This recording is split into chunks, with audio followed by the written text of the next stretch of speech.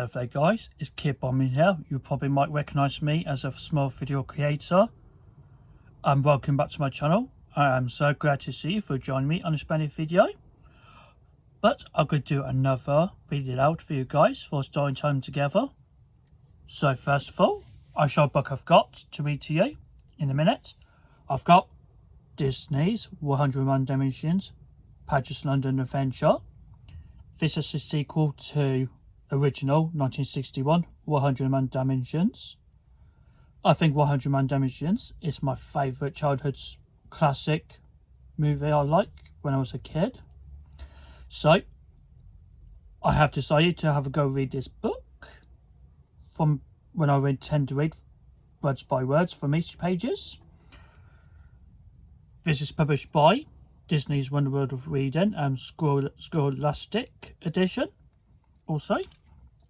So, are you sure on to join me for a story time with me? Excellent! You came to my place.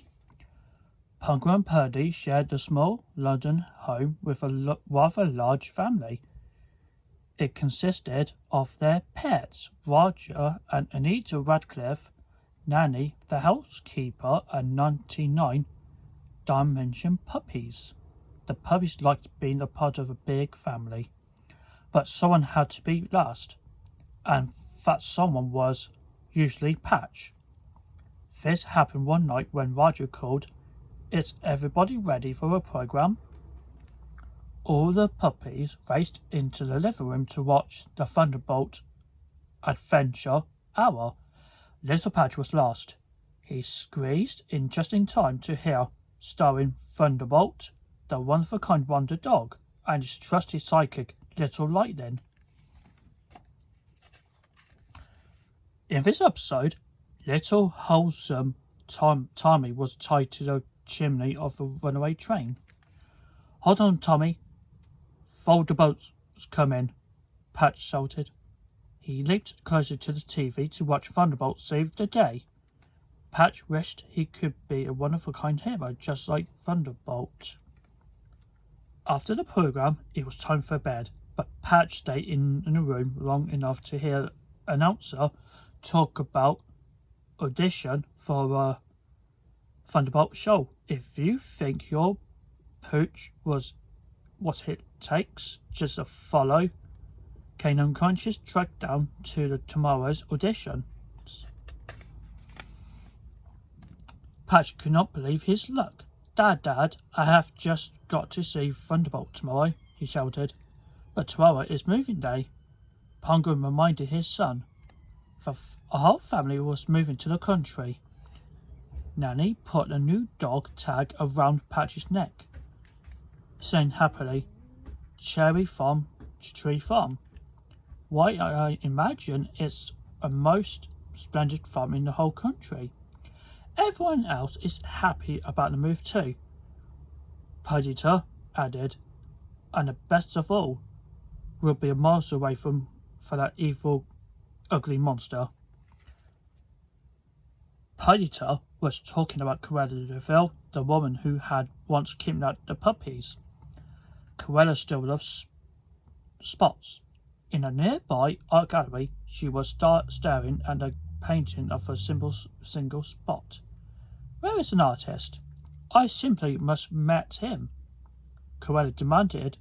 She hoped the spotted art would make her forget about spotted fur.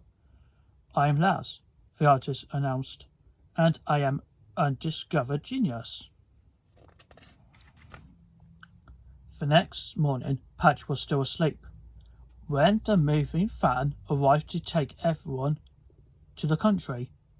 He quickly woke up as he heard Roger call, "All right, everyone, into the truck."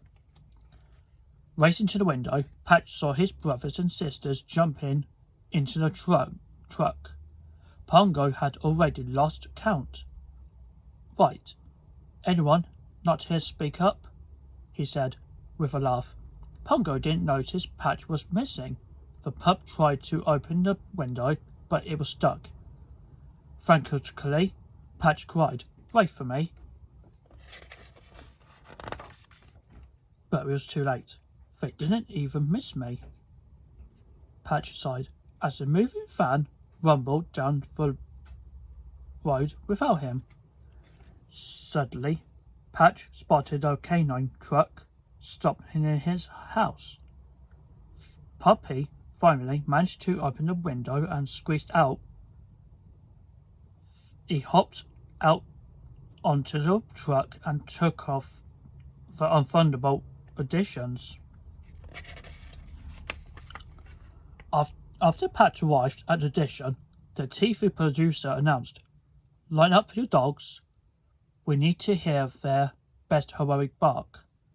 But when it was Patch's turn, all that came out was a tiny bark. "Say, who sat on a squeaky toy?" joked Thunderbolt.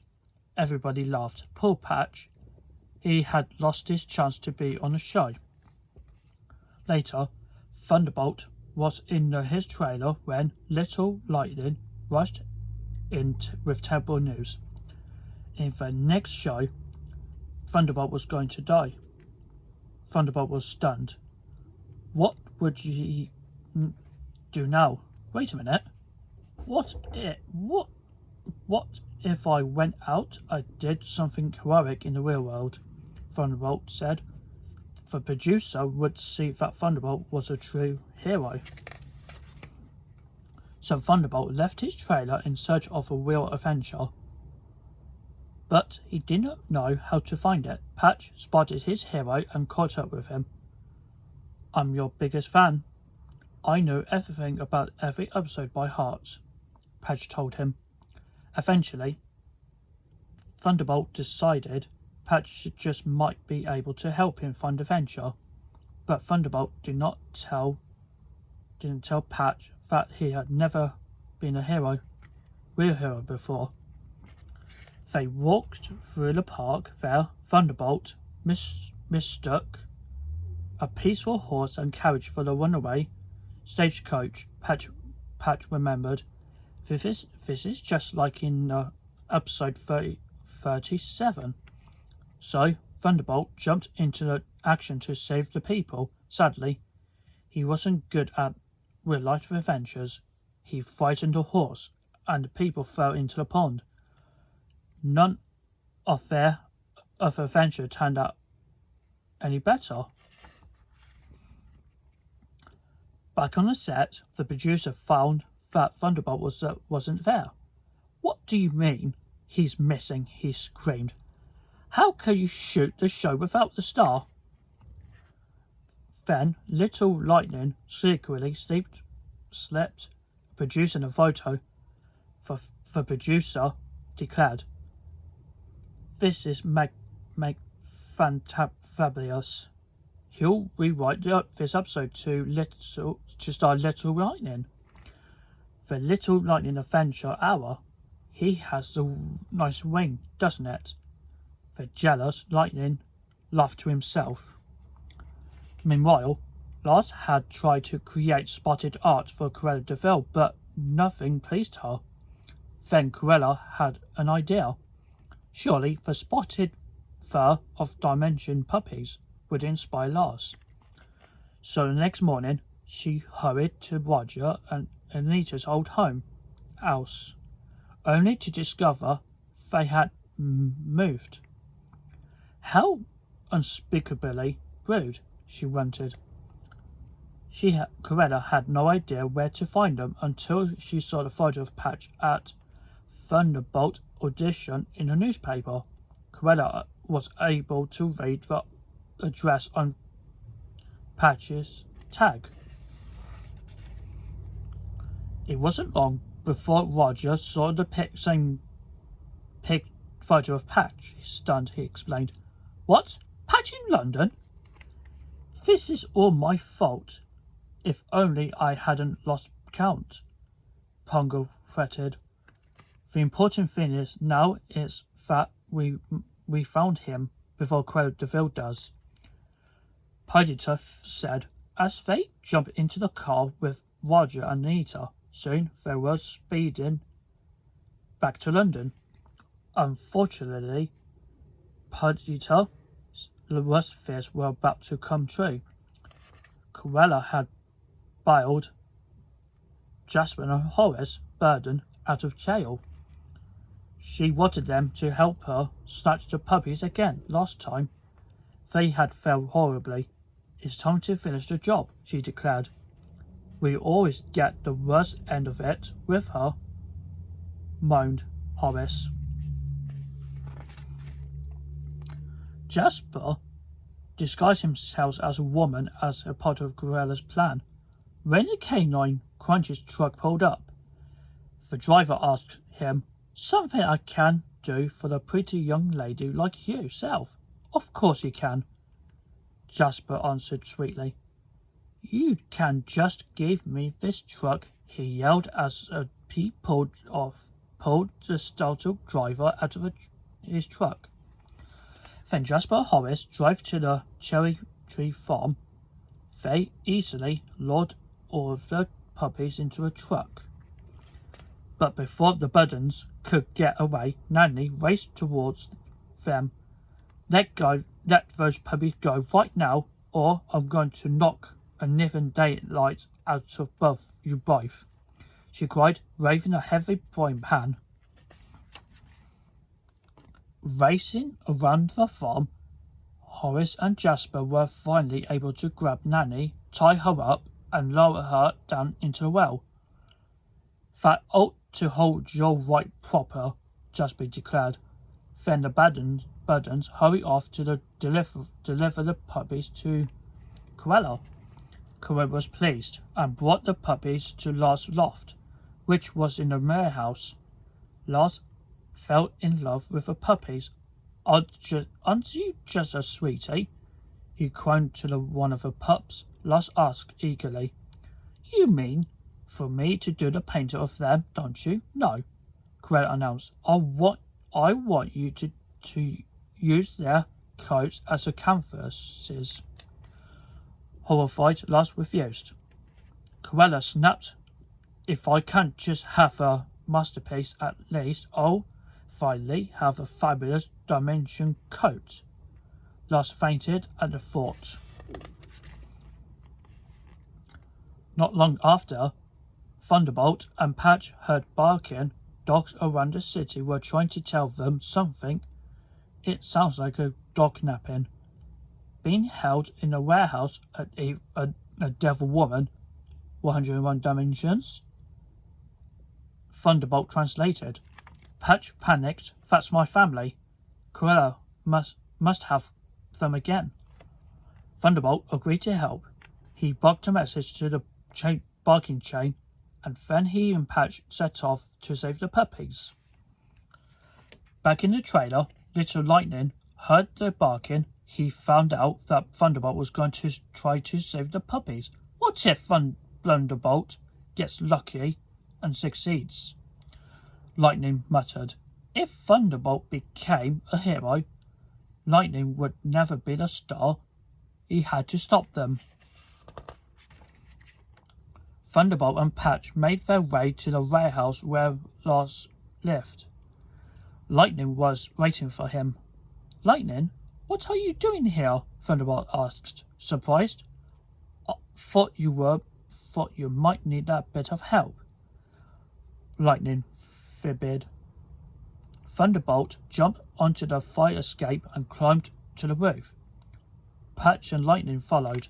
From the roof, Thunderbolt and Patch leaped through the skylight and down into the Lars's loft. The other puppies were amazed. "It's Patch, and he brought Thunderbolt," exclaimed Lucky.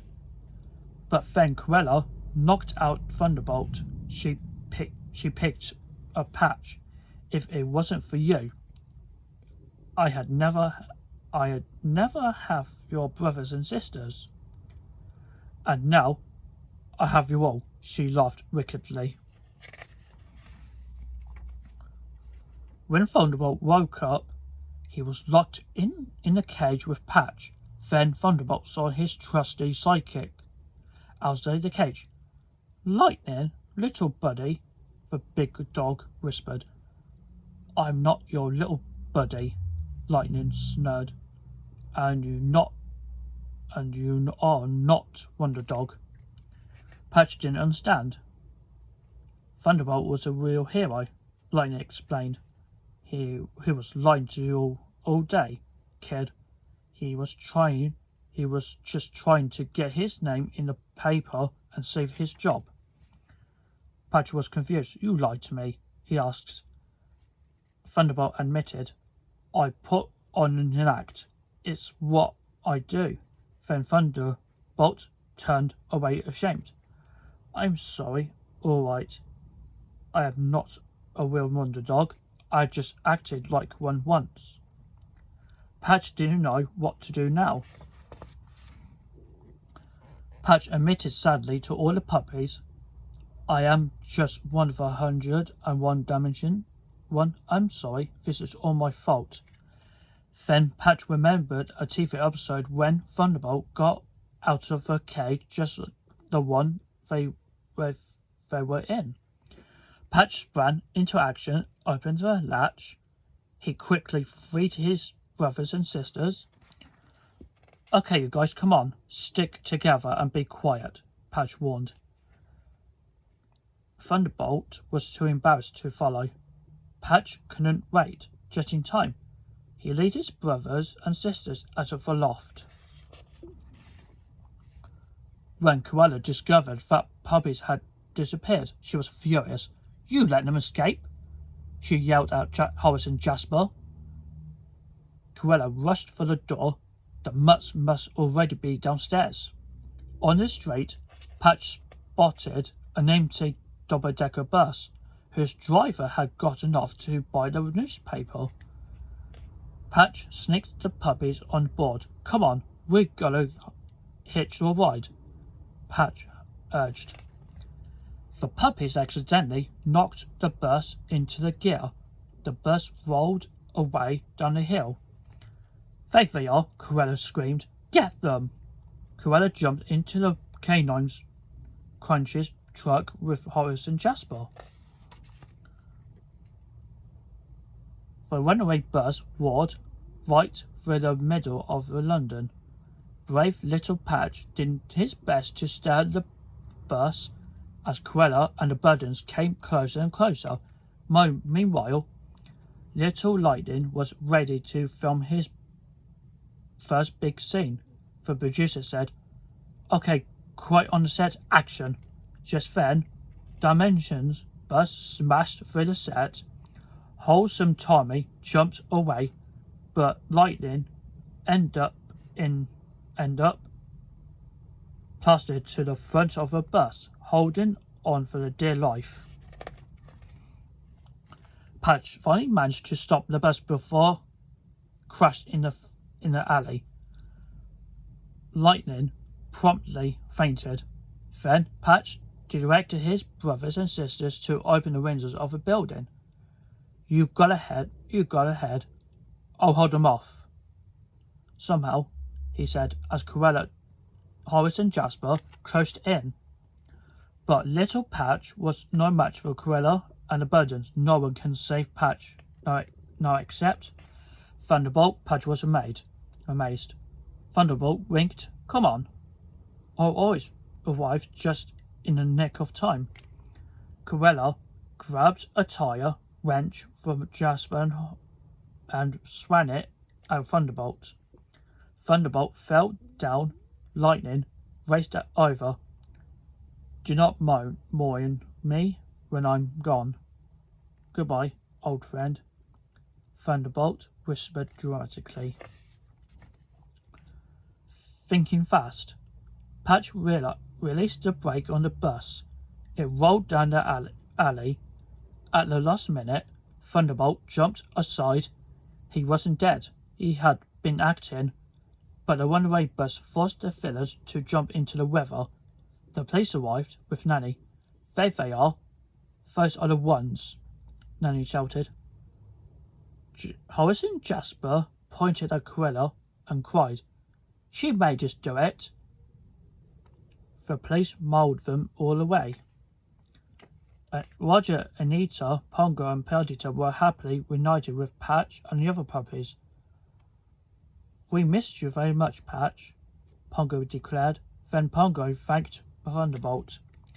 Patch was amazed when when Thunderbolt said, No, it was your son, Patch. He looked at the pup and said, You're a one-of-a-kind wonder dog, Pongo added proudly, and you were always that well, son. Thunderbolt went back to being a TV star, but now he had a new junior deputy Patch. They continued to save people, with help from all the other Dalmatian puppies, and once Patch finally realised he was definitely one-of-a-kind dog, he no longer barked like a squeaky toy. The end. So, I hope you guys enjoyed the story of a sequel of the original 101 Dalmatians.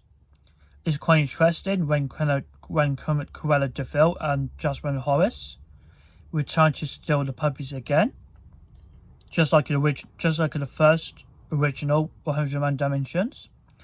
So since this year, it was amazing. We had dedicated to celebrate a wonderful 100 years of Disney when it was been found in 1923 behind the magical legacy of animation studios. So remember, don't forget to subscribe to my channel, hit this bell notification, and you can look at my social media from the video description down below the screen.